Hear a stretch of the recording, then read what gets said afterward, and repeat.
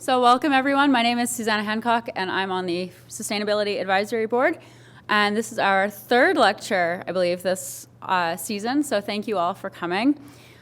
As many of you may know, we're starting work in Freeport on the Climate Action Plan. And so our lecture tonight with Gulf of Maine Research Institute is coming to help connect some of those dots for us. So, obviously in Freeport, we're a coastal community. A lot of concern about sea level rise, a lot of concern about a lot of environmental impacts. And so, Gulf of Maine is here to help shape some of that and have that as a lead-in to the Climate Action Plan.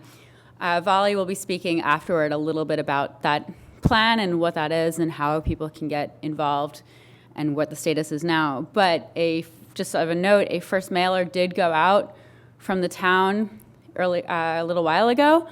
We do know that due to some tech glitch using MailChimp that not everybody who was expecting to receive it did receive it, so just check spam folders, etc. But Vali's going to be passing around a form that you can sign up again if you haven't signed up or you didn't get it and you were expecting or whatnot. But afterward, she'll talk a little bit more about the plan. So in the meantime, I will introduce very quickly our three speakers tonight. We've got here Jared Wildwhistle, I made a note about that, who is our Business Climate Action Program Manager, Gayle Bowness, who's the Municipal Climate Action Plan Manager, and Hannah Baranis, who's a postdoc in coastal hazards. So we'll leave it to the three of them. They're going to talk themselves, the three, and then we'll take questions at the end for all of you if that sounds great. So with that, I'll pass it over to you, and thank you very much.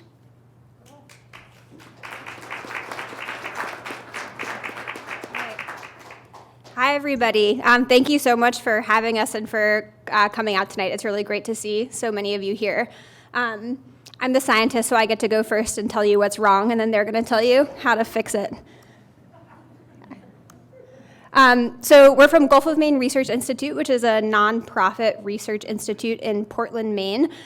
Broadly, we develop and deliver collaborative solutions to global ocean challenges.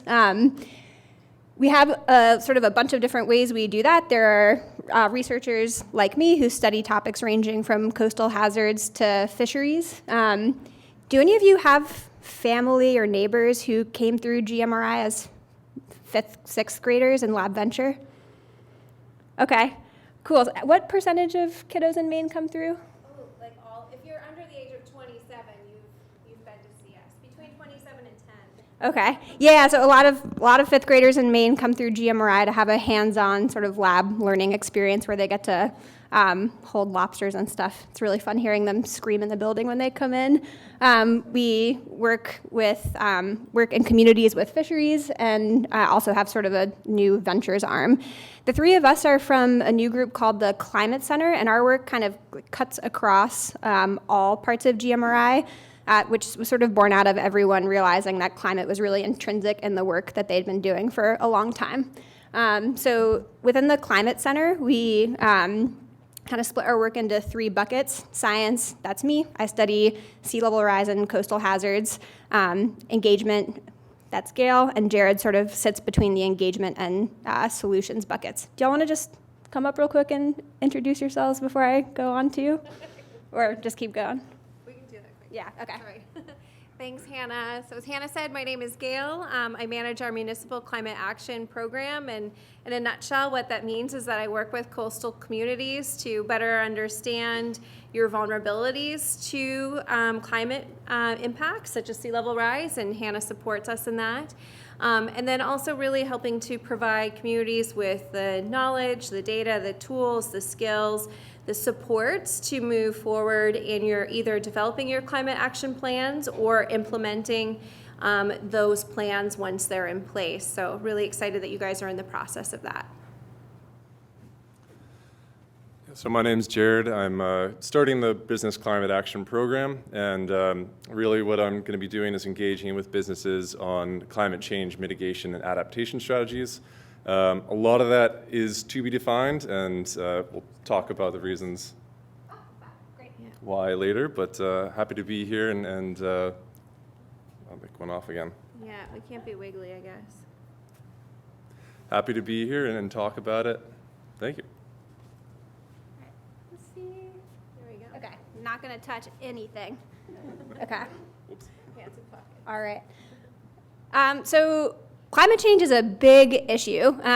So, for example, when we think about climate hazards in Freeport, there's sort of a whole range of topics we can talk about. So I'll just give you all sort of a list and then zoom in on where our group can really provide expertise. So you all also have a lot of great resources here. So are you all familiar with the Maine Climate Council and the STS committee work? Okay, so there's this really great report that outlines a lot of the physical hazards around climate change and their impacts in Maine, which is where I'm going to pull a lot of stuff from. And then the Greater Portland Council of Governments is midway through doing a vulnerability assessment for Freeport, so I'll sort of touch on some of the hazards they identified, but when that comes out, you'll get a lot more detail. It's getting warmer, particularly in the fall and winter, which is something that's really noticeable this year in particular with the warmest January on record. There's more intense rainfall, mostly in the summer and early fall, so you all have rivers in Freeport. Have you all been noticing more river flooding in just sort of the time you've been here? Okay, yeah, I see some nods. And then with that increased precipitation, there also is more pollution from runoff, and you all have really rich, diverse aquatic habitat in Freeport, particularly eelgrass beds, so that runoff will impact those habitats. Ocean warming and acidification, which has implications for species range shifts, for example. And then this is sort of where my work comes in, around impacts of sea level rise. So I'll kind of go through each of these. We'll talk about coastal flooding, erosion, wetlands, and then the saltwater intrusion into coastal aquifers. That's not something that I know much about, but have you all in Freeport had any issues with salinity in wells or in groundwater? Okay, I see a little bit of nodding. Okay, great. Yeah, this is something I don't know as much about, but might be something interesting for a future day. Okay, so when we talk about coastal flooding, sort of from the person who experiences the flooding side, you really just see one water level height. But once you start looking into projections of future flooding or sea level rise, there's actually a lot of different components that contribute to sort of that like number you're looking at. And I think that knowing what those components are and what they each look like in particular in Maine is sort of a really kind of helpful basis to have when you're looking at projections. There's what the average sea level is doing. So right now sea level is rising about 0.15 inches a year. But then in some years, sea level might be higher, and some levels it might be lower. That can vary 3 to 4 inches, and it varies over the course of the year. And then in Maine, the really big factor that influences flooding is tides. So around here, the tide range can be anywhere. The average high tide's about 9-ish feet, I think, compared to the average low tide, but the highest tide we can experience is 12 feet. So that's a big 4-foot variation. So you can imagine when storms hit, how bad flooding is really more about where you are within that 8 to 12 foot range in terms of the high tide than how bad the storm is itself. And to give you a sense for that, in Portland, if you look at the tide gauge record that goes back about 100 years, the top 20 storm surges, so that's just the rise in water level from wind blowing water on shore, is only about 3 to 4.5 feet compared to that big 8 to 12 foot high tide range. And sort of one thing to point out here is I think that in a lot of places we get a little bit hung up on like, wow, was that the 100-year storm? Was that the 500-year storm? Like how bad was that storm that hit? In Maine, we're mostly impacted by the storms that mostly cause flooding are called extratropical cyclones. So they're not hurricanes. They're, for example, nor'easters. And if you look at the size of the 100-year storm surge versus like the 500-year storm surge, that only changes by it's like a quarter foot or something is the difference. It's not like being in New York City where you can sort of think you've seen all the possible hurricanes and then boom, there comes Hurricane Sandy. And it's like many feet higher than anything you've ever seen before. So in Maine, really when storms hit, it's all about like what's sea level doing and what are tides doing. So this big storm that hit in December of 2022, just a couple months ago, that bad flooding the surge itself was pretty unspectacular, probably the type of storm we see once every 5-ish years, but it was on top of high sea level and on top of like higher than average tide. All right, so this is a really great resource that exists throughout the state. The state geologist Pete Slavinsky took high resolution elevation data all along the coast of Maine and mapped the height of the highest astronomical tide. So that text is a little bit small, but the second blue box says highest astronomical tide. So that is the highest water level you would see just from tides, so no storms. Basically, like Earth, Moon, Sun all align perfectly to create the biggest tide you would see in a 20-year period. And then maps different amounts of sea level rise on top of that. And so a couple points to make here. First is that in Freeport, you have pretty steep coastal topography, so there aren't that many areas that are vulnerable to coastal flooding. There are some, and in this report that's going to come out from the Greater Portland Council of Governments, they've mapped a lot of your critical infrastructure and sort of points of economic value on top of these maps, and so you'll see which are at risk of being flooded. But the great thing about living in a place where there are not many is you can really sort of focus your efforts on key spots that are of sort of like health, economic, social value. Another thing to point out, so it's a little hard to see here again, but in that legend on the right, you can see that the amounts of sea level rise you can map onto the highest astronomical tide range from 1.2 feet to 10.9 feet. And that's sort of the reality of looking at sea level rise projections way out into the future. So here is, don't worry about the axes, they're very, very small, just trying to make a general point here. These are showing projections of sea level rise from 2020 out through 2150. And these are saying that in 2150, sea level could rise anywhere from 2 to 11 feet relative to the year 2000. If you're someone who's tasked with making decisions, that's some pretty difficult information to work with. You're essentially saying like any future is possible. So I guess what I want to do is give you all sort of a bit of a sense for why that is. And this uncertainty range is going to narrow sort of like around mid-century. So far, most of the sea level rise we've experienced has come from ocean water getting warmer, and warmer water takes up more volume, or from land-based glaciers, like glaciers and mountains melting. What we haven't seen a lot of contributions from yet are the massive ice sheets that sit at the North and the South Pole. So Greenland in the north, so far we've gotten about 1.5 inches of sea level rise from it, but if the whole thing melted, we'd get 23 feet. Antarctica's even more dramatic example, so far about 1/4 inch, a little more by now probably since I pulled this slide, but has about 190 feet of potential sea level rise locked up in there. It's not to say these two things are like going to completely collapse, it's just that they're starting to contribute more. And what we don't know is the rate that they're going to be contributing meltwater at, and when that's sort of going to, or when they're going to start melting faster, and once they do, how fast it's going to happen. A lot of what's going to happen is really contingent on human emissions. So as time goes forward and we figure out what emissions trajectory we're on, we're going to have a much better sense for where we're going to end up in that range. And also, if we keep funding science, there is a lot of sensors now that we're putting on the Greenland and Antarctic ice sheets to try to sort of monitor some of basically the physics about these ice sheets that we're still working out an understanding of. Okay, so despite all of that big range of uncertainty, one thing that is really great in Maine is that we have, as a state, decided to commit to, we actually have codified that we are going to commit to manage these sea level targets. So relative to the year 2000, we're committed to managing 1.5 feet of sea level rise in 2050 and 4 feet in 2100. These numbers come from a 2017 report from NOAA. The Maine Climate Council that I referenced in the beginning had a panel of experts come together, look at the projections, choose targets for Maine, and now there's a legal mandate to commit to managing these scenarios within state regulations. Sort of my take on these numbers is that they're relatively conservative. So this 4-foot number in 2100 in particular, that to get there, that requires that we're going to see pretty significant contributions from ice sheets.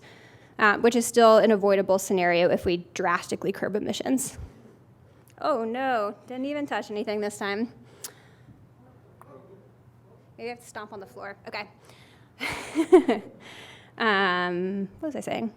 Yeah, relatively conservative, good targets. So if you look at this 2017 report, there's a newer report that's come out.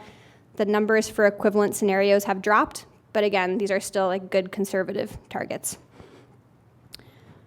Just one point to make. This is something I often hear, is that storms are getting more intense in Maine. I just want to like clarify.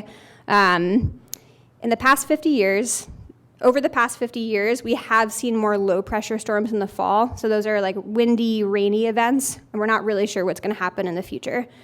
Coastal storms, so like hurricanes, tropical, extratropical cyclones, there's no evidence that those are going to become more severe in Maine. What we do know is going to happen is that even the same storms hitting on top of higher sea level are going to lead to more intense flood impacts. All right. Okay, let's just briefly touch on impacts. So we mentioned saltwater contamination of aquifers in the beginning. As sea level rises, you're just have greater water pressure at the coast, and that makes salt water just push farther into coastal aquifers. So what that can look like is just salty wells that you have to re-drill in coastal communities. Higher sea level, that like waves can like come up higher over beaches and start to erode out the bottom of bluffs. The Maine Climate Council put out this sort of alarming statistic that with 1.5 feet of sea level rise, which is what we're preparing or committing to manage in 2050, we lose 39 to 72% of our dry beach area. It's not as relevant to Freeport, but has sort of economic implications throughout the state. And then I guess salt marsh loss is something your community has really thought a lot about. Is anyone here on the Freeport Conservation Trust? Is anyone a part of that group? I see one hand. Sorry, what was that? Probably many of us are members. Members? Okay. All right, well, in a sec, I'll talk about some, you might know about this, but some very like cool work that you all have been a part of. So as far as Maine coastal bluffs go, the Maine Geological Survey, I'll share these slides, so if you all are curious to look around these tools, they're really great things to kind of explore on your own, has mapped basically like the stability of coastal bluffs throughout the state. And in Freeport, you can see that like most of your coastline is pretty stable, but the side of Wolf's Neck that's exposed to waves is eroding. That being said, I wouldn't be surprised, and this is something that people are actually studying right now, if the erosion that's happening sort of on the seaward side of Wolf's Neck is a big sediment supply for the marshes that are, like for example, along the Cousins River. So you have a decent amount of salt marsh in Freeport, and as sea level rises, salt marshes really want to exist at this sweet spot where they're sometimes getting inundated at high tide but go dry at low tide. So if you raise sea level, either salt marshes need to import a ton of sediment or ramp up their organic production so they can build elevation to keep pace with sea level rise, or they need to have space to migrate inland as they get eroded or drowned at the edges. And in Freeport, you all might know you've done some really amazing work with Maine Coast Heritage Trust, purchasing land sort of in the upland area of, I'm not going to touch the computer, of the marsh along the Cousins River. And so that marsh is going to have space to migrate into as it gets sort of stressed from the seaward edge. Yeah, please.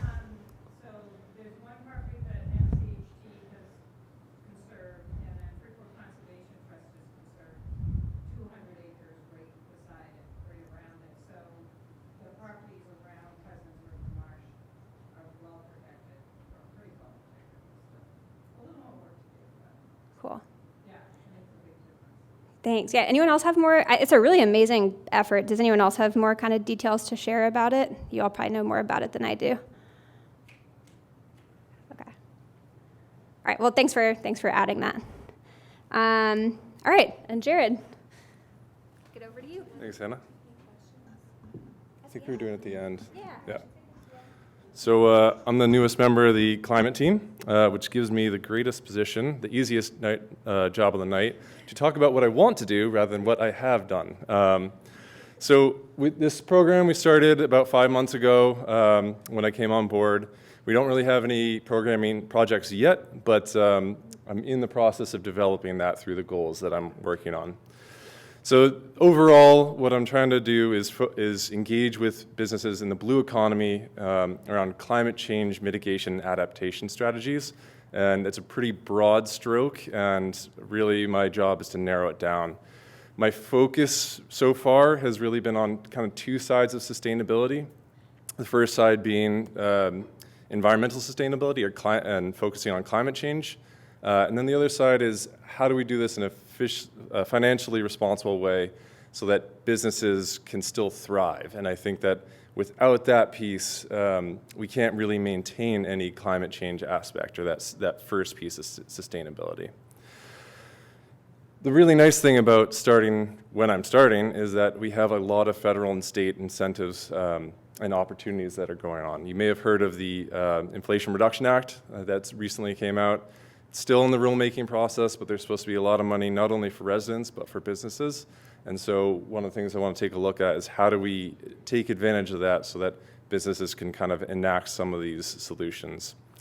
And then the state's looking at the same things as well. There's legislation put forward recently to try and set up a pilot program for electric vehicles in the state. And so we're going to keep in track of that and see how that manifests itself. So far, I've come up with some initial goals that I want to focus on in the Business Climate Action Program. The first is really to access those incentives in the federal and state and engage with businesses about which ones they would like to access, and then how can we help them access those incentives. And really we're focusing here on carbon reduction opportunities. Because it's a lot easier to mitigate carbon than it is to adapt to climate change. And then thirdly, we want to be able to offer some type of services to try and mitigate the risk of early adoption of technologies that are addressing climate change issues.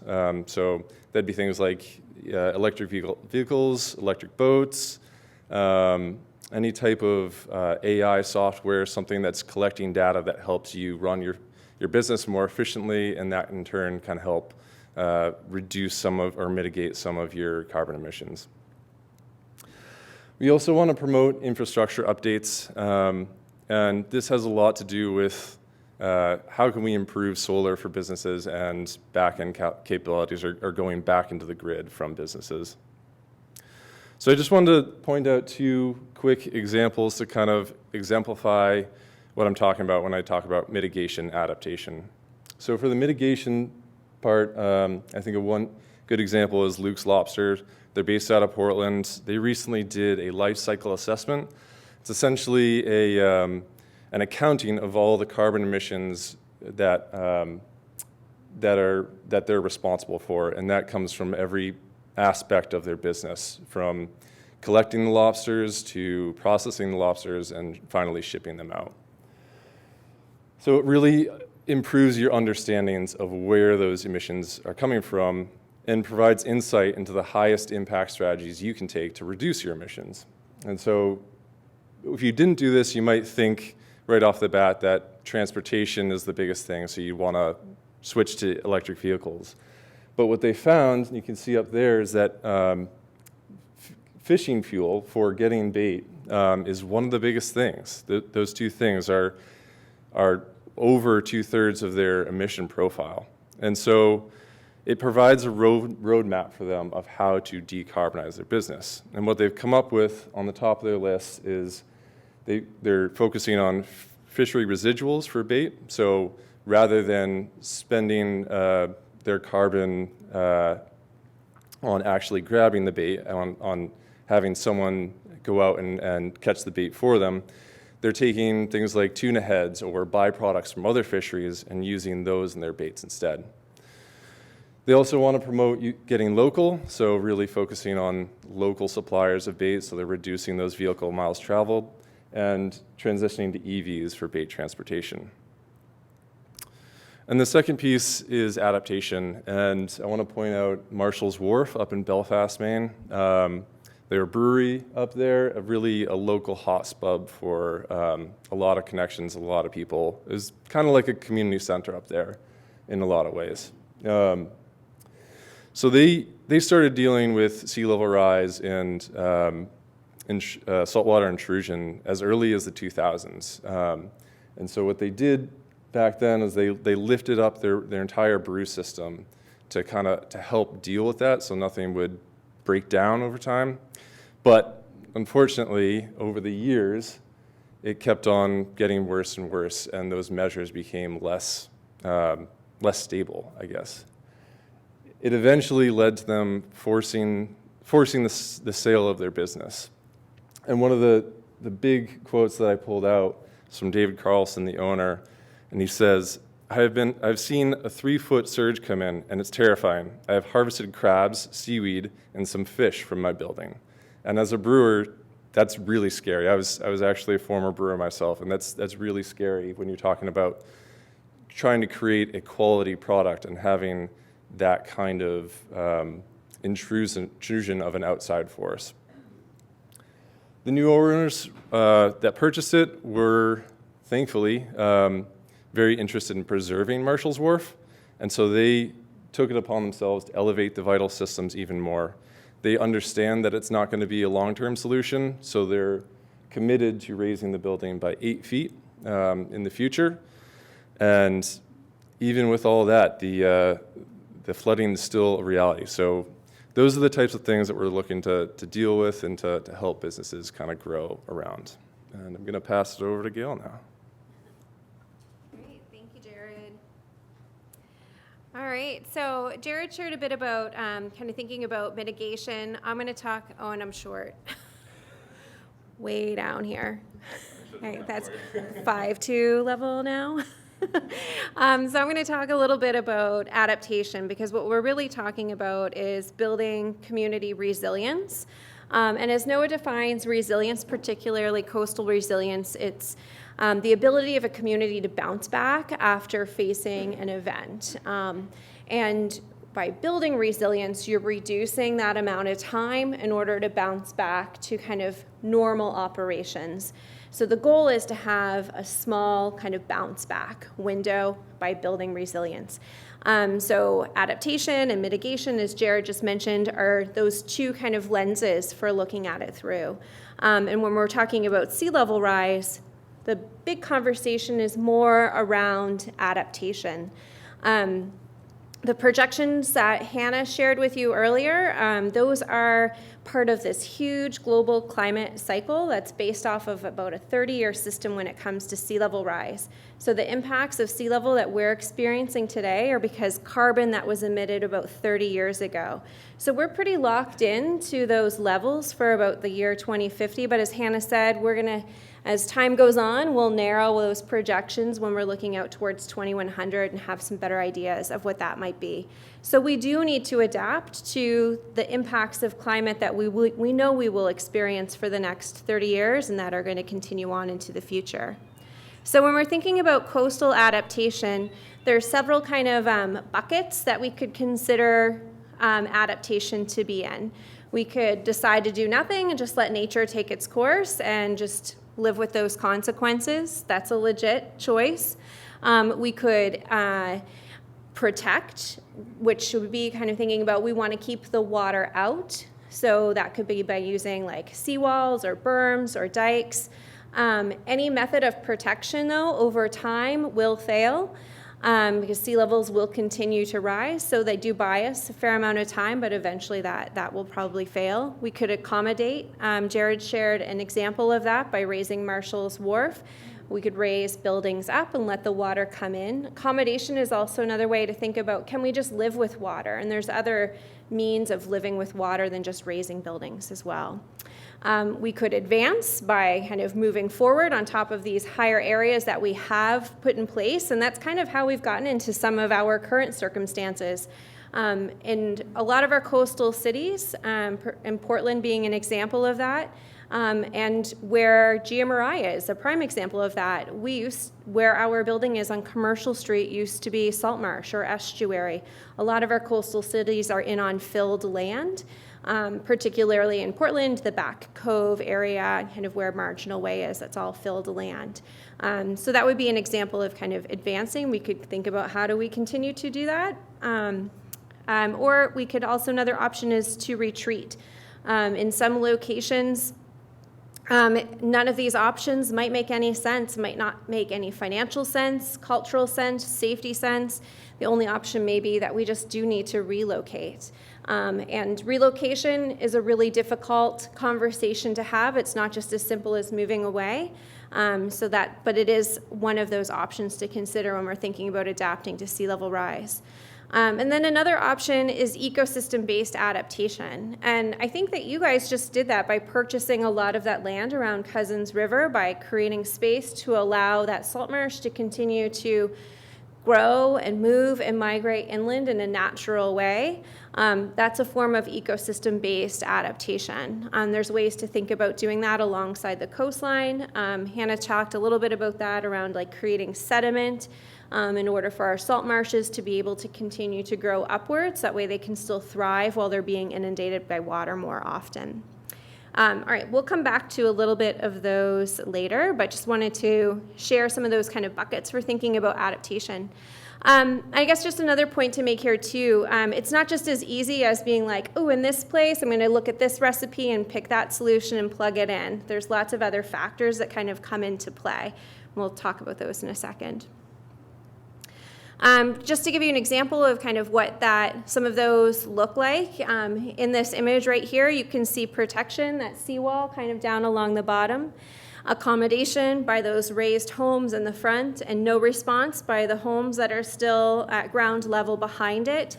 And you can see in this case failure on all three fronts, where the water from the surge and the waves coming up and over that seawall, well, I guess the home that's raised is fine if you can get there, but during this storm event. Some examples of living shorelines. So there's dune restoration, so planting dune grass. On Willard Beach in South Portland, their dunes were greatly damaged by that storm in December, and I just read that they're actually going to be recycling old Christmas trees, so like nice timing of that storm, to put in the sand so that way it can capture sand as it's being pushed up through the natural process of the waves and create more spaces for that sand to be captured and build back a lot of those dunes and create some more structure to it for future storms. And then on the other side, marsh creation, and this gets back to the point of we want to create ways to trap the sediment into marshes and to create opportunity for them to grow. Living shorelines or nature-based solutions are definitely an emphasis in a lot of ways right now, and it's particularly reflected through what type of funding is available for what funding is available for different types of projects. There's a lot of funding available for these nature-based solutions, and it's particularly from a federal level, so it's great to see investment in that because those natural solutions were our first protection against storms and waves in the first place.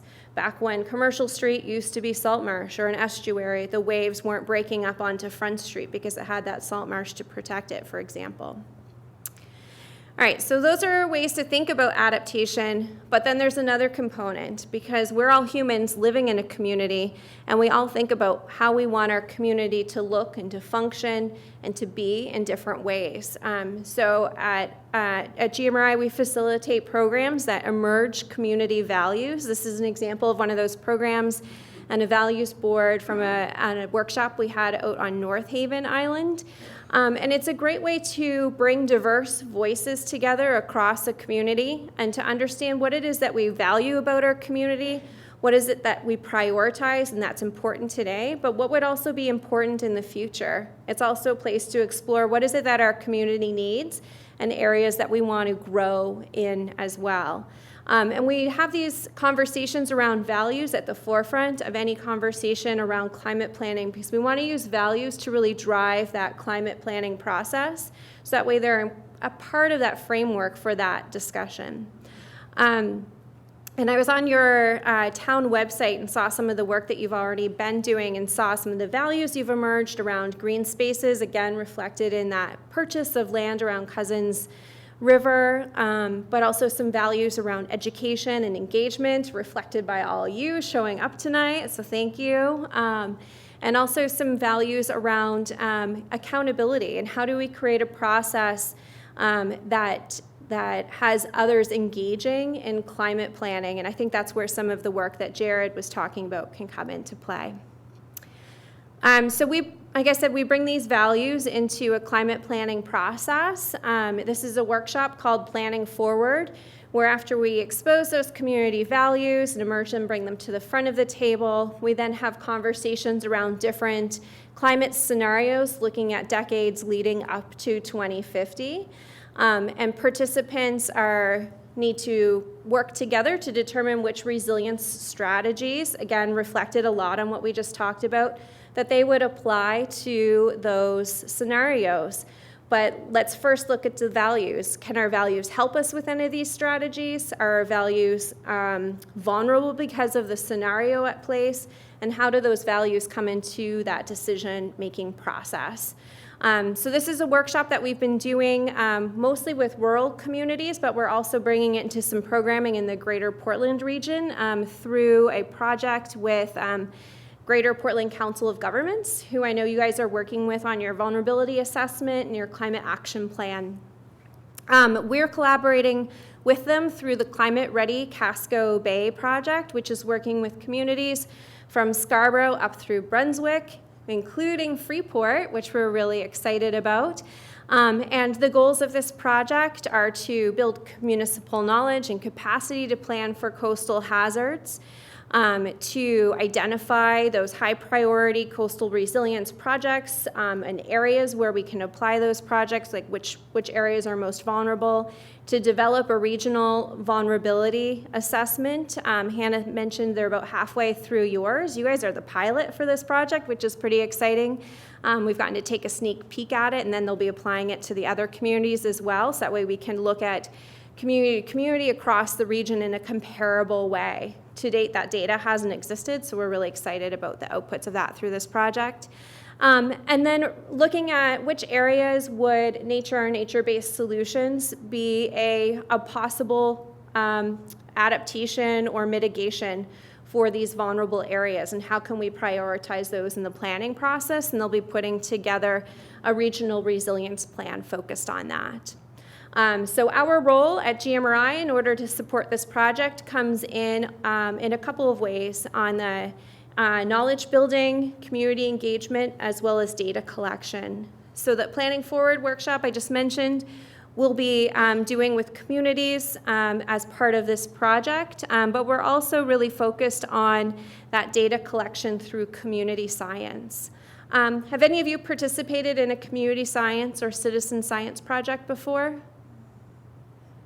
Okay, great, a couple hands, some nodding, super. So community science or citizen science, we use they're the same thing. We're using the term community to be more inclusive. Is a means of putting out a big question that scientists like Hannah can't go out and answer on their own, because she can't be at every high tide whenever it happens to make those observations. But we can activate coastal residents, people who are visiting the coastline, to go and collect that data for us. So it's a great way to get engaged in scientific questions. And also those questions aren't just coming from scientists. Some of these questions are coming from municipalities around wanting to better understand their vulnerabilities. And so through a coastal flood community science project is where we've kind of married those two questions, the ones that scientists have and the ones that municipalities have, to better understand what water level and weather conditions are leading to local flooding in your community. So this is a community science project that we have piloted in Belfast, Vinyl Haven, Portland, and South Portland. And over the course of the next few months, with the help of Abigail up here, who's a resilience fellow that working with GMRI, but through GPCOG, she's working with communities throughout Casco Bay over the next several months to roll this community science project out. So what this will look like is that each community will have coastal flood monitoring sites. These are areas that are either vulnerable today due to coastal flooding, or they will be in the near future. They're publicly accessible, safely accessible, and they also represent the diverse array of impacts to a community, such as impact to infrastructure, ecosystem, places that we care about are socially or culturally important, and then we use these coastal flood monitoring sites to really target your observations. In some communities, we're also putting in water level monitors. Maine has about 5,000 miles of tidal coastline and 5 NOAA tide gauges that have been collecting data for any period of time. So we're working with a startup company to place low-cost water level monitors in communities throughout the state to increase this data collection so we can better understand water level throughout Maine's diverse coastline. So then we can also pair that water level data with your observations. So once we get all that together, we'll be encouraging folks to get out during these high water events and to make observations, which includes photographs, as well as answering questions to quantify the weather that you're experiencing that day. And then we also ask questions about your level of concern for what you're observing or for future flooding in that area. And then we are also welcoming stories. Local knowledge, your knowledge is really important, and we can get a lot of data out of those local stories about how you've observed places change over time, particularly as we've been seeing our coastlines change over time. It can help support ground truthing the data that we've had in the past and better understanding the data that is to come into the future. So this project, the Community Science Project, as well as the Planning Forward workshop, we're also currently working with our education team to create curriculum to support students in engaging in this work as well. We're really excited to get youth voice involved and to get their participation in these civic processes. And also really exciting to see that you guys are already getting started on this work through Freeport's Climate Action Plan. There's lots of ways for you to get involved.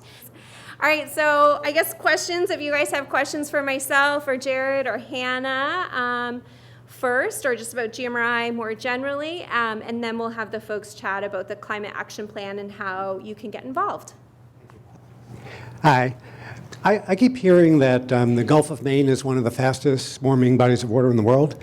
And so I'm wondering if you could say something about how that relates to this topic tonight and how it relates to the lobster industry or any other impacts. Yeah, thanks for the question. So the Gulf of Maine is warming faster than 99% of the world's oceans. It's an area of active research, exactly why, but some of the leading hypotheses, first, it's a big shallow body of water, so it's just going to heat up. There's less thermal mass in it. It's going to heat up faster than bigger basins in the ocean. The Gulf Stream also comes by the Gulf of Maine, so it's the current that carries warm water from tropical latitudes up across the North Atlantic and over towards Europe. And as we've been dumping fresh water, specifically around the North Pole where Greenland's melting, we're kind of slowing down the conveyor belt of ocean circulation that drives the Gulf Stream. And so you can imagine, like, if that current is really strong, it's like having a hose on the jet setting, so you're just like shooting water out. If that current slows down, it's like turning the hose down to the shower setting, and so you get warm water kind of leaking out the sides of the Gulf Stream, and in particular into the Gulf of Maine. Okay, yeah. Turn it over to you. Thanks, took it from Dave, so. Gotta have good analogies in science. So to get to your question about lobsters, and I'll just talk about the species that live there more generally. We draw borders on maps. They don't have borders. Their borders are temperature borders. So as water warms, species with different temperature borders are just going to be shifting in and out of that warm or following into that cold water. So it may impact species like lobsters. But we're also studying which new species are going to come into the Gulf of Maine, black sea bass in particular being one of those.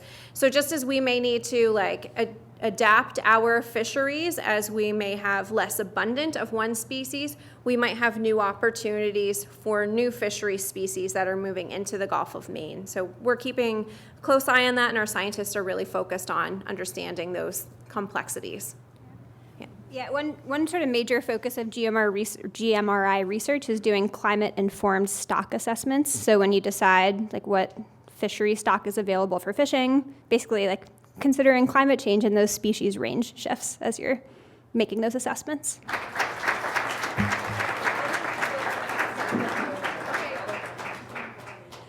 So while you think about all your questions, I'm going to talk a little bit about the Freeport Climate Action Plan. That is something that the town, in conjunction with the Sustainability Board, funded a year ago, and we contracted with GPCOG, the Greater, what is GPCOG? Greater Portland Council of Governments, and they are halfway doing their vulnerability assessment. What that means is that they're collecting all the information that these guys were talking about, and they will be coming back to us in April, and there will be a workshop where they will be presenting their findings.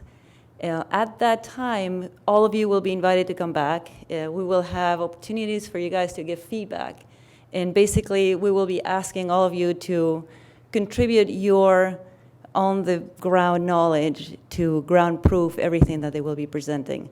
As these guys talked about, we need to know if what they see in their modeling actually represents what we're seeing on the ground. So keep your eyes open for that. That's the website where you can see all the updates of upcoming workshops. There may be some other opportunities for feedback that will be rolling out during the spring. And then in the fall, we will have GPCO come back, and they will actually have the writing of the Climate Action Plan ready to present to us with steps and implementation strategies for how we can move forward. But in the meantime, please check that. And keep updated on anything that we offer. And also there is a sign-up sheet going around where you can actually put your name and email so that if you don't want to go to the website, we will send you emails with all the updates. So that's on the Climate Action Plan. Our next lecture, which is going to come before the workshop with GPCOG, is going to be on food waste, and that will be in March. It'll be on Monday, the 6th of March. It'll be food waste. And if you have questions, these guys are still here. So I'm going to pass the mic on to them.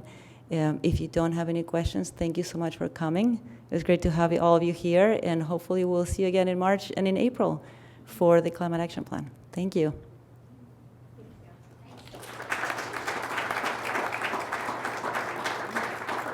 I have a question for you all. Did you all see anything flood on December 23rd during the storm? Yeah, what did you see? I've lived 40 years in South Freeport, and it's the first time I've seen the water come up over the parking lot by the Lunch and Lobster. And I also know of flooding and damage in Broad Cove in Cumberland, and I've seen nothing like that in 50 years. The destruction was unbelievable. So I was surprised when if I understood you correctly, that the December 23rd storm was not that unusual? Yeah, so in terms of total water level, it was among the sort of most record-breaking total water levels. But just the storm itself, so just the rise in water level caused by the storm, it wasn't all that bad. It was just a run-of-the-mill storm hitting at a high tide on top of high sea level. Okay. Mm-hmm. Yeah.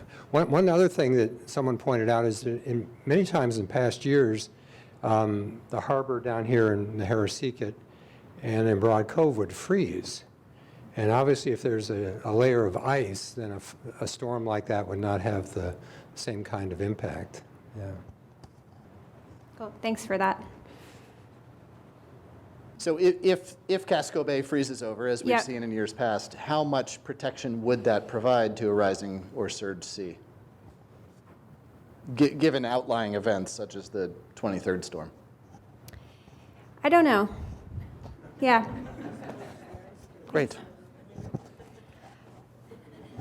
Oh, one thing I also just thought of, within that adaptation frameworks that Gayle showed, sort of the retreat, accommodate, et cetera, one piece of that kind of more frameworks I've seen come out in recent literature, they all include an element of educating and observing. So, like, none of this stuff matters, like, if you all aren't out making observations about your community and like encouraging change. So, you know, I can show you all the graphs in the world, but nothing's as compelling as you sharing, for example, what you saw in December. So thank you for that. Yeah. Do you guys work with the Casco Bay water reporters? Can, yeah. So if we collaborate with Friends of Casco Bay and their Water Reporters project. Yeah, great question.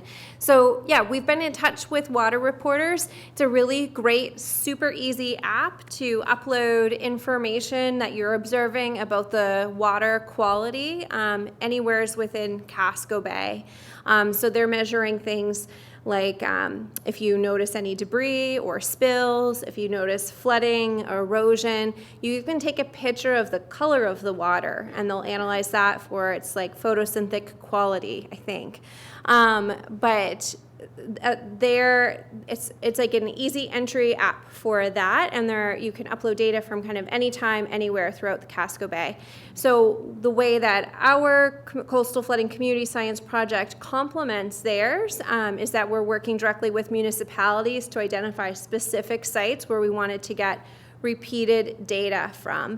So we're in conversation with them about how we can use the data from Water Reporters in our data analysis. That way we can share all of that data together with the National Weather Service to improve flood alert systems or flood models, ground truth flood models, and then also with municipalities so you can better understand where are those vulnerabilities and what types of impacts happened under different water level and weather conditions.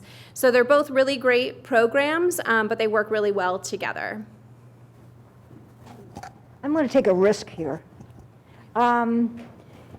If you are in believing this truly, and the coastline that everybody is talking about is not community owned, but is owned by private businesses, homeowners, whatever, once you find the solutions, who's funding the solutions for this? Now, this last storm may not have been too good for you, but let me tell you, it was scary for us. And I had erosion in an area that had never had erosion before, because to me, the wind direction was different. So I think there's lots more factors than just the amount of water that was there. So the question comes, once you have the solutions and everybody's got to do the coastline mediation, how is that going to be funded? I'll be brave. That was a good question. So to sum it up, it's pretty much about what's the role of private homeowners, private coastal property owners in all of this. And the answer is a little bit unknown. Like, you guys are being faced, you are the forefront of observing change. You see it daily on your own properties. I really encourage you to document that change, either using the Water Reporter app or the Coastal Flood Community Science Project. So that way you have a record of that change over time. There's a few things coming into play there where as your properties change, as your value of those properties change, the tax income, property tax income for communities as a whole is going to differ. So you're not left on your own because your community is relying upon you to pay your taxes.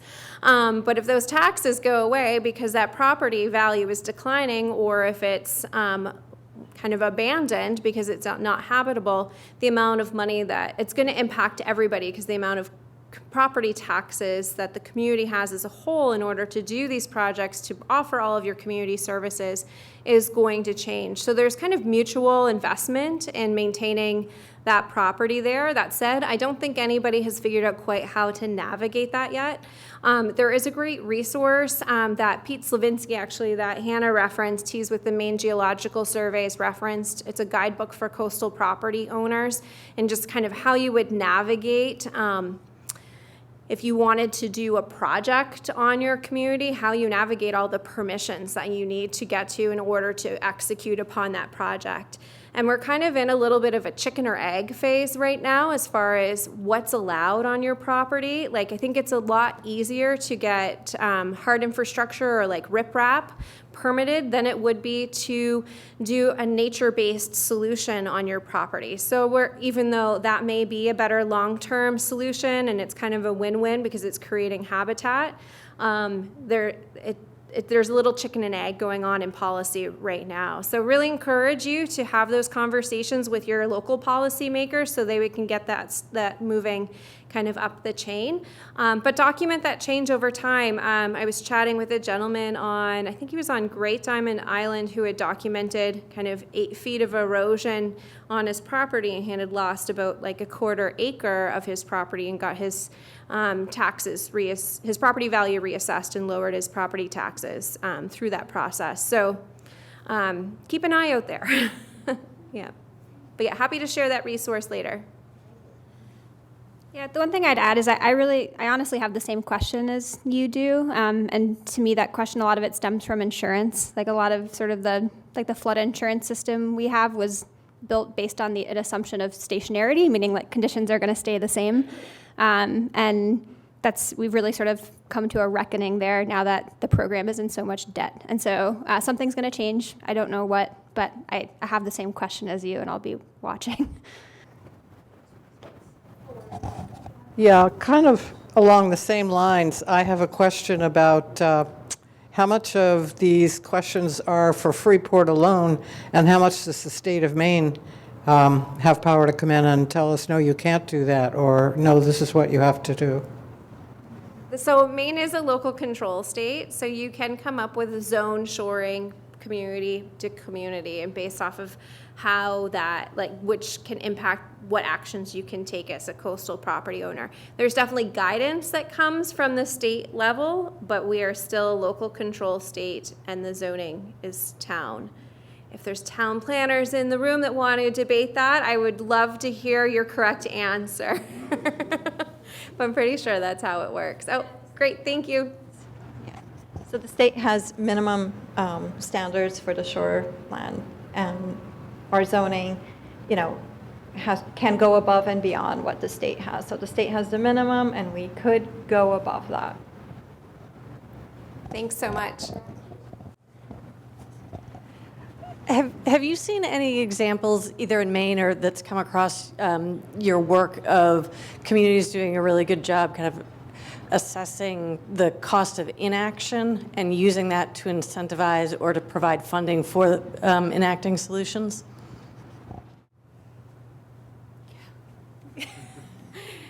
That's an easy one. That's a no. That said, I was at a really amazing workshop pre-pandemic, so it feels like a lifetime ago, but probably 4 years ago, where some lawyers from southern states came up and talked with Maine's Climate Change Adaptation Providers Network, which is folks like me who support coastal communities in their climate action process. And the entire focus of that workshop was the cost of inaction, but also the legalities around that. They provided a lot of examples, again, from southern locations where they've been really facing this a lot more than we have. So I think it's definitely something that is to come once we probably creep up closer to 2050, or if we start to consider what does every day look like with 1.5 feet of sea level rise, and we're going to be experiencing sunny day flooding upwards of 100 to 150 times over the course of the year. I think that's more where it might kind of force us the hand into that cost of inaction. So the question was around funding, and I'll just share with you, how many of you are familiar with the Community Resilience Partnerships Program out of the Governor's Office of Policy, Innovation, and the Future? All right, couple hands, that's excellent. That was a huge mouthful to say. So, it's a really amazing program that, again, has come out of the Maine Climate Council and their work, and that the Governor's Office of Policy and Innovation in the Future put into place last December. So communities like Freeport have gone through steps in order to do some baseline assessments as to the kind of climate work you've done to date, where your vulnerabilities are, what's important to you as a community, and have signed a pledge that we're going to do this work. We, as a community, as a town, we commit to this work. With that, you are now members of the Community Resilience Partnership, and then you have access to funding. I think there's 2 funding cycles per year for climate action plans of up to $50,000 per project, or $125,000 if you buddy up with a neighboring community like you have in Yarmouth, which I think that's the project that is funding your joint sustainable action position, which we're all really excited about. It's just awesome to see this expertise grow in the state. So that's an example of some really amazing local funding. There's organizations that can help communities kind of seek out and tap into some additional foundation funding. New England Environmental Finance Center is one of those, particularly when it comes to water resources or water issues. So inland flooding, if that's something that you're wanting to create some projects around, those would be the folks to talk to down at the New England Environmental Finance Center. And their home is at the Southern Maine, or no, USM, so just down in Portland. We're also hiring a climate finance position over the next 6 to 9 months. So they'll be joining our team and joining Jared in the kind of solution side of the Climate Center at GMRI, and that person will support communities in identifying kind of funding-ready projects, doing some matchmaking between different funding opportunities that are out there, supporting you in navigating that funding process, as well as managing those funds once they come in, because it's a lot of work. So we're excited that that capacity is growing at GMRI. They mentioned at the outset that they're a nonprofit. There's a lot of very great causes to give to, especially in our community. But GMRI is visionary, and they're essential, and their work is wonderful, and I would ask you, as our neighbors, to consider supporting them. Not that you came here to raise money, but you're impressive, and you deserve our support as well. So, thank you. Thank you.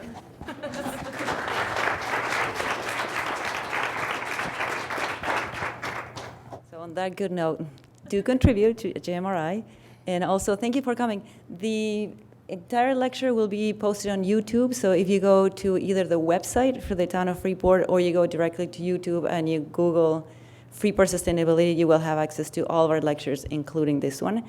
And the slides we will have on our website, so if you're interested in going back to any of these slides that were presented tonight, you can just go to the Freeport Sustainability website, which is linked through the town of Freeport website, and everything's there. So with that being said, thank you so much for coming tonight, and we'll see you in March.